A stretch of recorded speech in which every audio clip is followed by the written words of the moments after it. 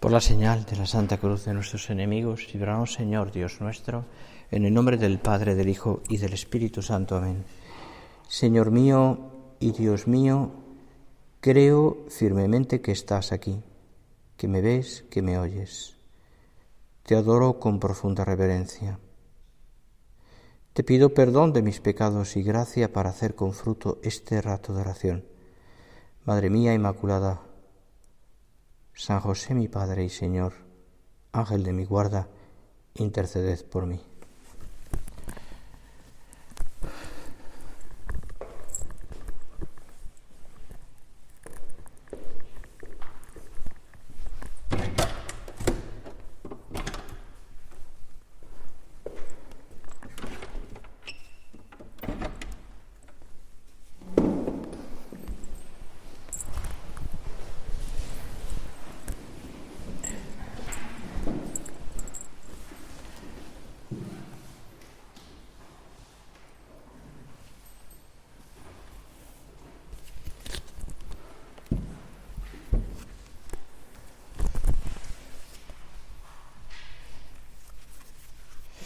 Seguimos con nuestra oración esta mañana y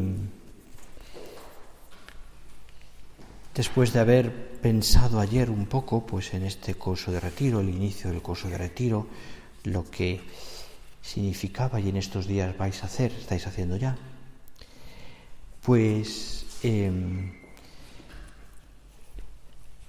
vamos a introducir hoy el tema que más o menos había preparado.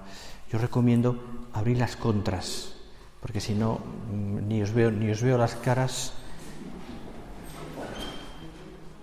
las que queráis, no todas, y así veo la que se duerme y la que está atenta también, ¿no? Y si no, esto parece una cueva de oscuridad y Dios se merece luz, que es la luz, ¿verdad? Pues como os digo, ¿no? Pues el tema más o menos que había preparado, tenía en la cabeza, era hablaros un poquito desde la perspectiva de nuestra vida y de nuestro quehacer habitual y especialmente de nuestras faltas, de nuestras miserias, todos tenemos miserias, ¿no?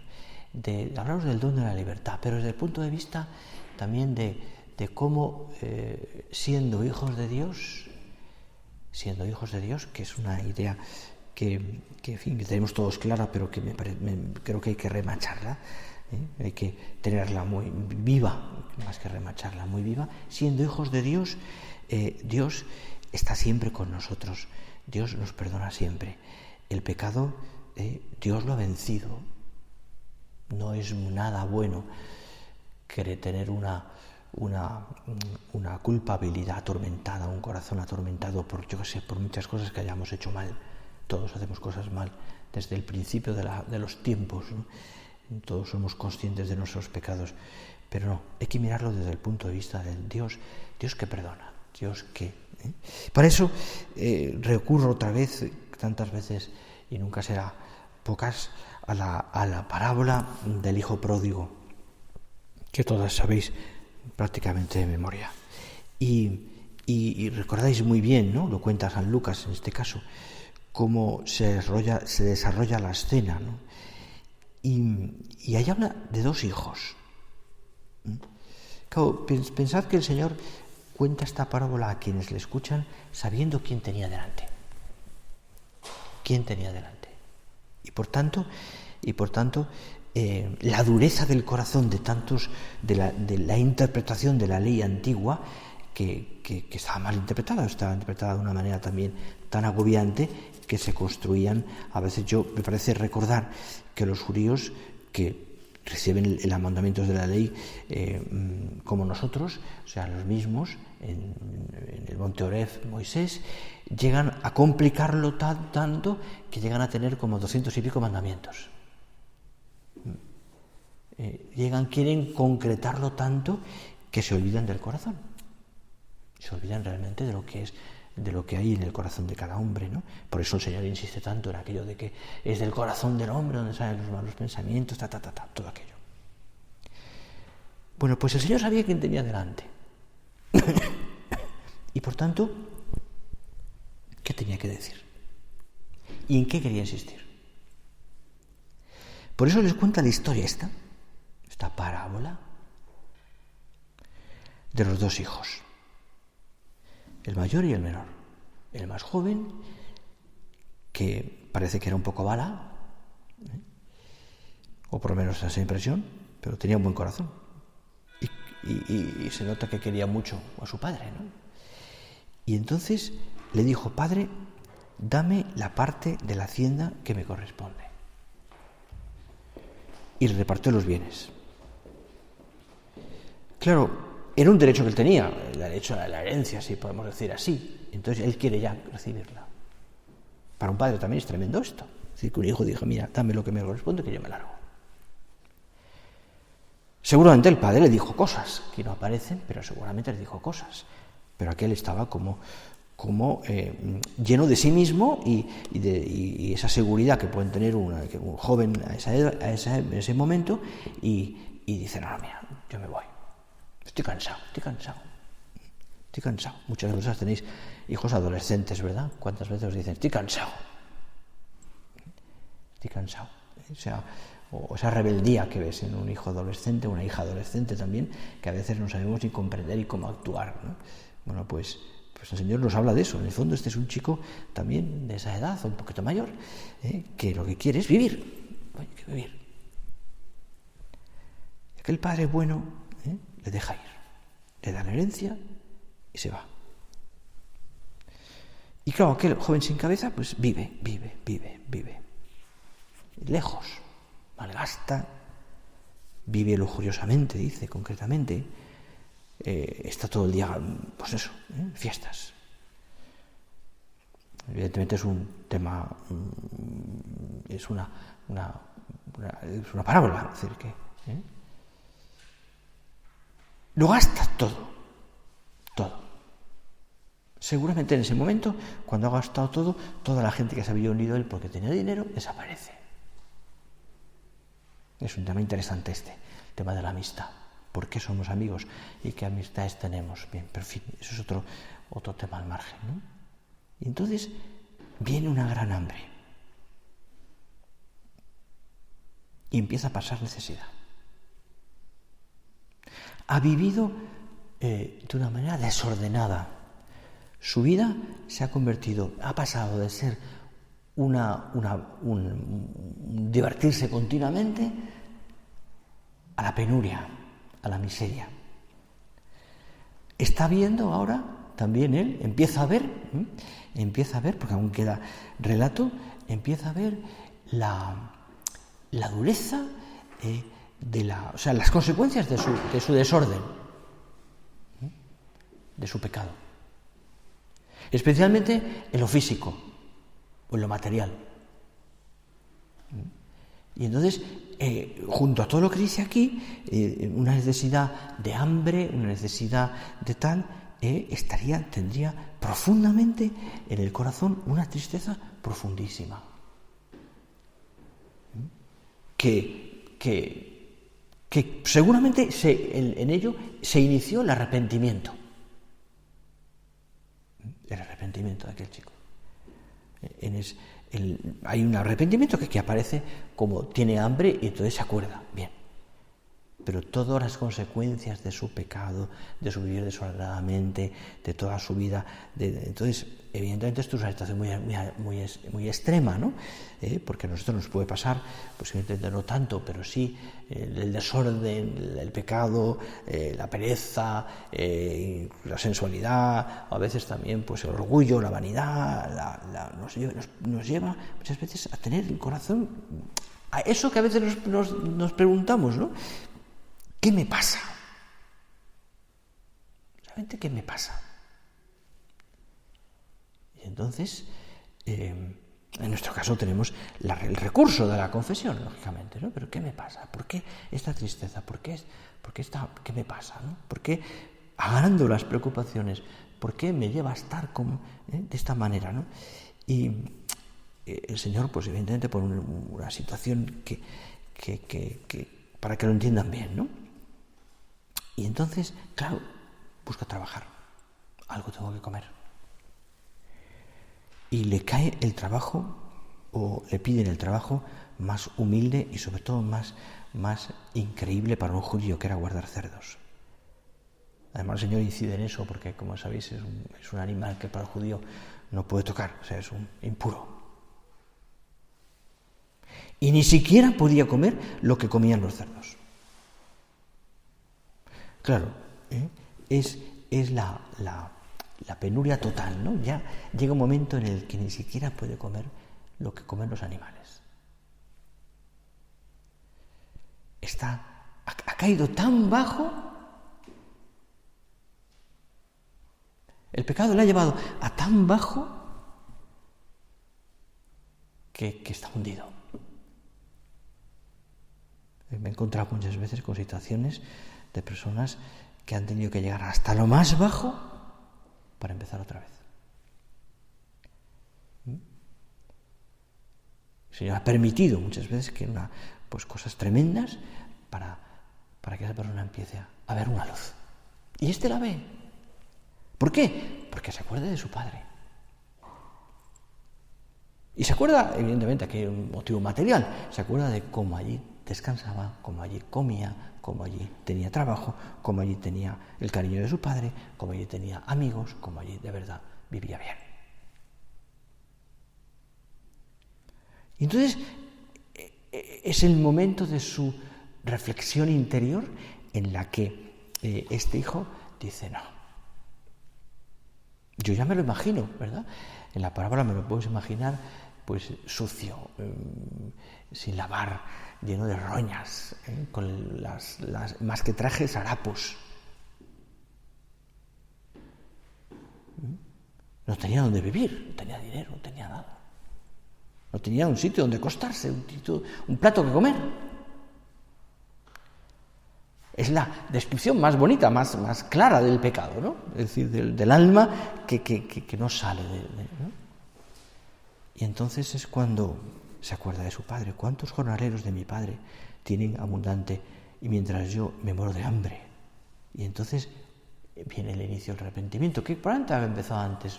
Me levantaré, iré a casa de mi padre y le diré: Padre, he pecado contra el cielo y contra ti, ya no soy digno de ser llamado hijo tuyo. Trátame como un jornalero. He perdido mi filiación. He perdido mi filiación. Ya no soy digno, dice él. Ya no soy digno. Y entonces recorre un camino, que es el camino de la conversión, en el que seguramente durante tiempo vuelve a casa de su padre y seguramente durante ese tiempo, no sabemos cuánto es, no vamos a imaginaros, un país lejano, habla de un país lejano. En ese tiempo, él seguramente por el camino pensó muchas veces: bueno, ¿y qué me va a decir? ¿Y qué le voy a decir? ¿Y cómo me va a tratar? ¿Y qué va a pasar? ¿Y me va a castigar? ¿Y me va a poner patitas en la calle? Y bueno, o quizás en su corazón también pensaba: pero mi padre es bueno, seguro que me... Y claro, llega ese momento, ¿no? En el que ya después de un viaje largo, se supone, aquel chico llega a casa de su padre. Y dice el Evangelio: cuando aún estaba lejos, le vio su padre y se compadeció. Mira, Dios nos mira a cada uno de nosotros y aunque estemos lejos, aunque tengamos, pues eso, ¿no? Aunque nos cueste a nosotros acercarnos a Dios, Él nos está esperando y nos ve. Y nos ve. Y se compadece. Piénsalo desde esa perspectiva de tu propia vida. Estaba lejos. Seguramente su padre salía cada día a ver si veía a su hijo. Y seguramente su padre sabía, porque era un hombre con riquezas, dónde estaba su hijo. Pero no le quita su libertad, no va por él, no le no le manda más dinero, imaginaros, ¿no? Para que por lo menos no se muera de hambre, no se interesa, no quiere que su hijo sea el que el recapacite. ¿Cuántas veces te puede pasar, ¿no? En tu familia un hijo que ves que no va bien, ¿no? Y que tú le vas diciendo cosas, pero tiene que ser él o ella quien tenga que recapacitar y darse cuenta de sus fallos. Lo importante es que encuentre a su padre y a su madre que están ahí cerca, al lado, siempre, queriéndole, respetando su libertad, pero siempre a su lado. Este padre respeta la libertad de su hijo hasta el final. Claro, cuando ha visto que aquel niño, aquel chico ha rectificado, se llena una inmensa alegría. Y estando lejos, le vio ya. Estando lejos, Dios nos ve. Y se compadeció. Y fue corriendo a su encuentro. Y se le echó al cuello y le cubrió de besos. Fijaros, no puede ser más tierno este relato. No puede ser más específico, más de la paternidad. Y comenzó a decirle: Padre, he pecado contra el cielo y contra ti. Me imagino que las lágrimas de aquel chico estarían, y su padre también. Ya no soy digno de ser llamado hijo tuyo. No me mires como hijo. Seguramente tendrían, al ver el cariño de su padre, la vergüenza de qué he hecho. ¿Qué he hecho? A mí me hace mucha gracia cuando has confesado por primera vez a las alumnas de tercero de primaria, que son las de hacer la comunión cada año, ¿no? Y claro, pues son sus primeras confesiones, ¿no? Y después te las encuentras por un pasillo de colegio, se esconden. Porque, por eso, la vergüenza, ¿no? Es que usted sabe lo que he hecho.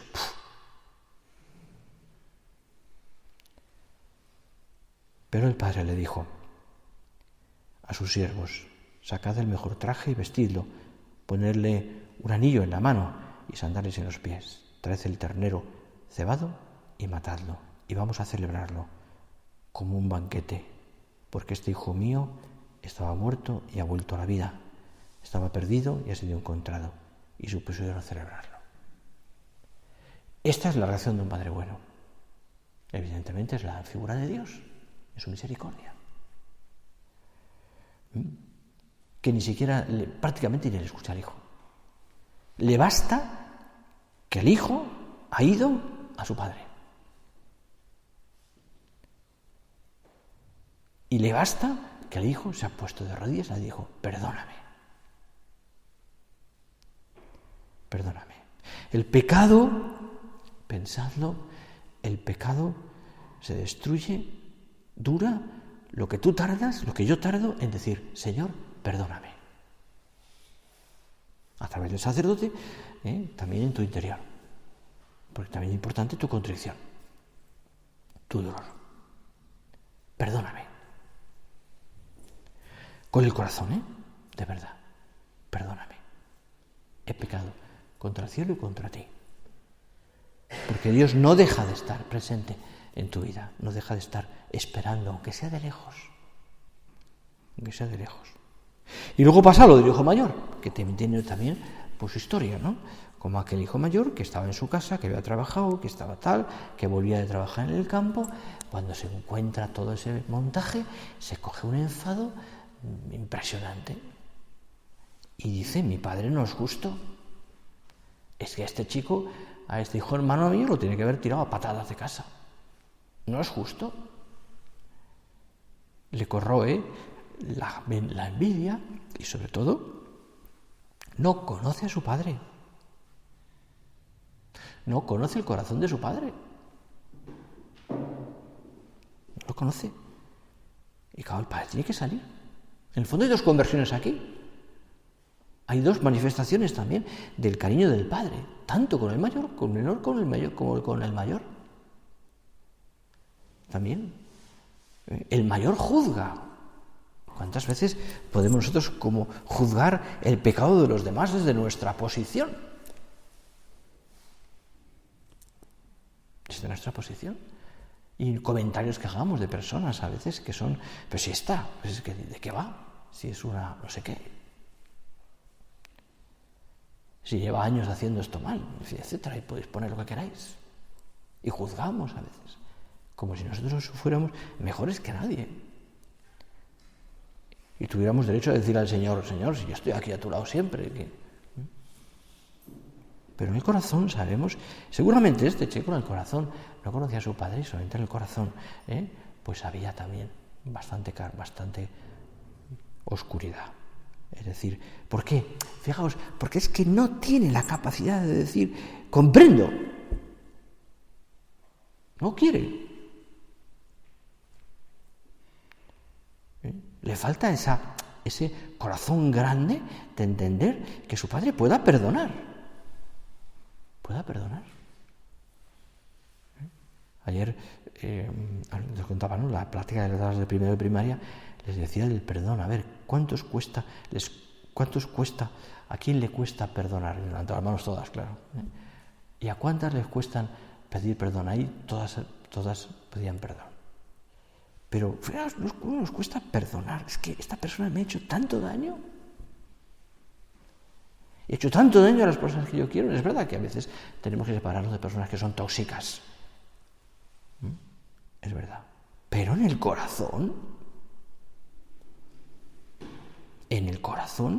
tenemos que perdonar.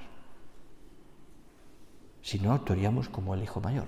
Es decir, yo estoy en esta posición, yo hago las cosas bien, o lucho para hacerlas bien, yo, en fin, juzgo. Absurdo. Hijo, tú siempre estás conmigo, y todo lo mío es tuyo. Pero había que celebrarlo y alegrarse por este hermano tuyo que estaba muerto y ha vuelto a la vida. Estaba perdido y ha sido encontrado.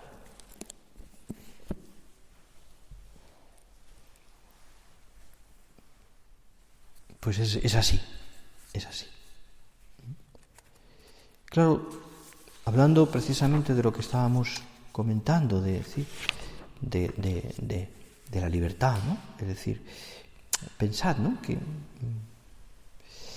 que Dios nos ha dado a cada uno de nosotros ese don. Nos ha dado la inteligencia, la voluntad y nos ha dado la libertad. Bendito Dios. Bendito don. Por el cual nosotros le amamos. Sin libertad no podemos amar a Dios. Sin libertad tampoco podemos pecar, evidentemente. No hay pecado si no hay libertad. Y el don de la libertad que Dios te ha dado, que te ha concedido, nos ha dado a cada uno de nosotros, es un regalo del Señor, en el cual Dios nos da con la inteligencia ese don para poder amarle de verdad. Y para que nuestros actos sean responsables también. Y por tanto nosotros podamos merecer a través de nuestra libertad y de nuestros buenos actos el cielo, la salvación, la gloria. No te la va a quitar nunca. Es más, no te la puede quitar. Entenderme puede, Dios puede todo. Pero Dios nos ha creado así, precisamente porque Él es así, a su imagen y semejanza. Y por tanto, esa libertad que Dios nos ha dado de nosotros, nos ayuda nos dirige a quererle, a obedecerle. La mejor obediencia es la obediencia en libertad. Y el mejor amor es el amor en libertad. Es decir, el que ama realmente porque Dios le ha dado esa capacidad de amar. Y amar y hacer las cosas para el bien. Para el bien. Es un don maravilloso. Porque nosotros elegimos. Caminamos hacia el cielo. Y lo hacemos porque mi corazón me va llevando allí. Lo quiero. Y descubro en el buen uso de mi libertad cómo esa capacidad de amar va creciendo. Cuando yo me dejo llevar por el pecado, soy un esclavo. Porque me domina muchas cosas que a mi alrededor me pueden apetecer. o me pueden entusiasmar, o me pueden como deslumbrar más bien. Y entonces pierdo el sentido de mi libertad. Estoy como optando o simplemente como abocado a algo que realmente no quiero, como dice San Pablo, ¿no? Aquello de que cuántas veces veo que hago el mal que no quiero hacer. Lo tenemos todos experimentados, cuando a veces hemos hecho las cosas mal y de pronto nos preguntamos, ¿no? ¿Por qué soy así? ¿O por qué no he sido capaz de darme cuenta antes? ¿O por qué me he dejado llevar por la pereza, por el orgullo, por la vanidad, por mi falta de templanza, por lo que queráis?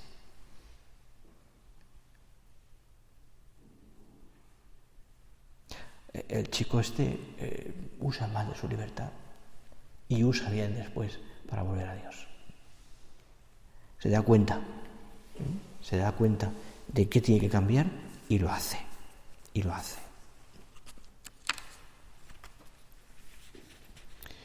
Mirad, todos tenemos evidentemente el pecado original, todos. Y todos hemos sido bautizados. Y por tanto todos tenemos la conciencia también de que Dios nos ha perdonado. Y todos también tenemos la conciencia, evidentemente por nuestra fe y porque tenemos formación, de cómo la confesión, a través del perdón, que es una maravilla, que es un regalo de Dios, nosotros volvemos a Dios. Pero claro, para realmente valorar lo que significa que Dios está cada vez que me acerco a Él, repitiendo en mi alma la parábola del hijo pródigo, tengo que ser capaz de decir: Señor, perdóname. Deseo cambiar. Perdóname. Esta es la historia de la humanidad y será así siempre. Y la historia tuya y la mía será un volver a empezar siempre. Y nos encontraremos muchas veces, porque precisamente conocemos nuestra debilidad y cómo somos, muchas veces que tendremos que volver una y otra vez a Dios para recuperar la gracia. Pero Dios nos dará siempre esa capacidad. Y libremente, usando bien de nuestra libertad, diremos: Señor, aquí estoy otra vez, a recomenzar.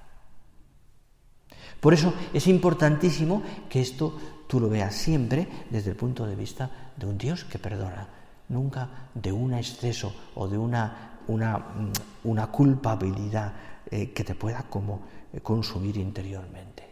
Todo lo que tú puedas hacer y yo puedo hacer, Dios lo perdona. Es verdad que a veces no nos perdonamos nosotros. ¿Cómo he sido yo capaz de hacer eso? De hablar así, de comentar aquellas cosas o de hacer aquello. Si yo tengo la formación que tengo, si he vivido en un ambiente en el que tengo, etcétera, cada una de nosotras lo sabe mejor. ¿Cómo he sido capaz? Todos somos capaces. Todos somos capaces.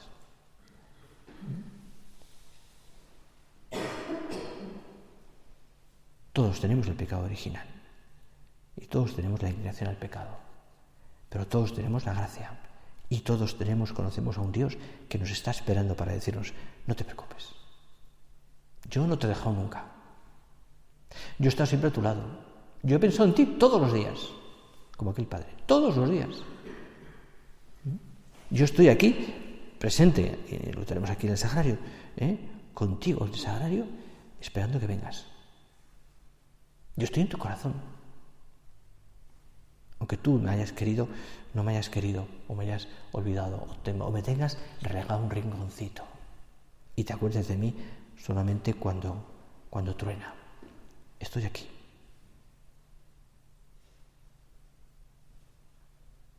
Así es Dios. Así es el Señor.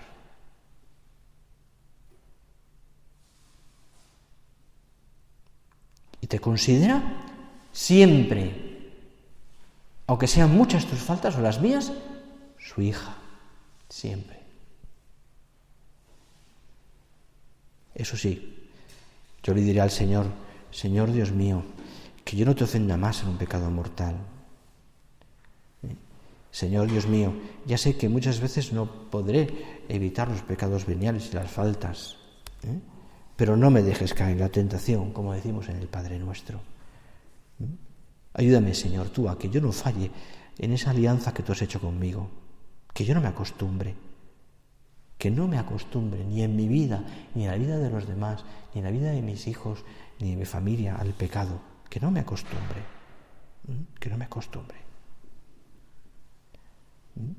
Y tengo que hacer muchas veces, hijo pródigo, pues todos los días. Así lo decía San José María. Muchas veces. Alguien se ha preguntado siempre, por lo menos yo lo he escuchado a veces, en esta parábola del hijo pródigo, pues hay algo que falla, que es, habla del padre. ¿Y dónde estaba la madre? ¿Dónde estaba la madre? ¿No? Y la verdad es que lo he preguntado a mucha gente, y he ido por ahí, pues eso, ¿no? Bien, ¿qué opinión tenían? He intentado ver padres de la Iglesia que decían, ¿no? Y he encontrado varias cosas, algunas simpáticas, otras más teológicas, ¿no? Una dice que la madre está representada fundamentalmente, esto lo leí un padre de la Iglesia, no recuerdo quién, o me lo contó alguien, en el abrazo tierno que da el padre a su hijo, en sus brazos. Y otra versión más simpática es la que dice que la madre estaba en la casa y que le decía al padre: sal a ver a tu hijo. Se lo decía todos los días: sal a ver que viene tu hijo, o nuestro hijo. La Virgen está siempre con nosotros. Y en ese camino nuestro de conversión personal, que también en este curso de retiro lo hacemos, ¿no? Pues ella está aquí. Son los brazos del Padre, es el cariño de nuestra Madre que está junto a nosotros, la tenéis allá arriba también. Mirándoos y comprobando también y mirando en vuestro corazón todo lo que hay. A través de ella es mucho más sencillo decir al Señor: perdóname. A través de ella. A ella le pedimos que cuando esté con el Señor, que está siempre, que le hable bien de nosotros, que le hable de nuestras buenas obras, porque ella como madre lo va a hacer siempre. A ella se lo pedimos.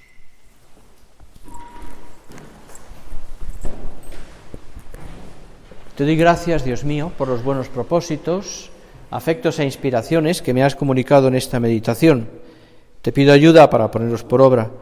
Madre mía Inmaculada, San José mi Padre y Señor, Ángel de mi guarda, interceded por mí.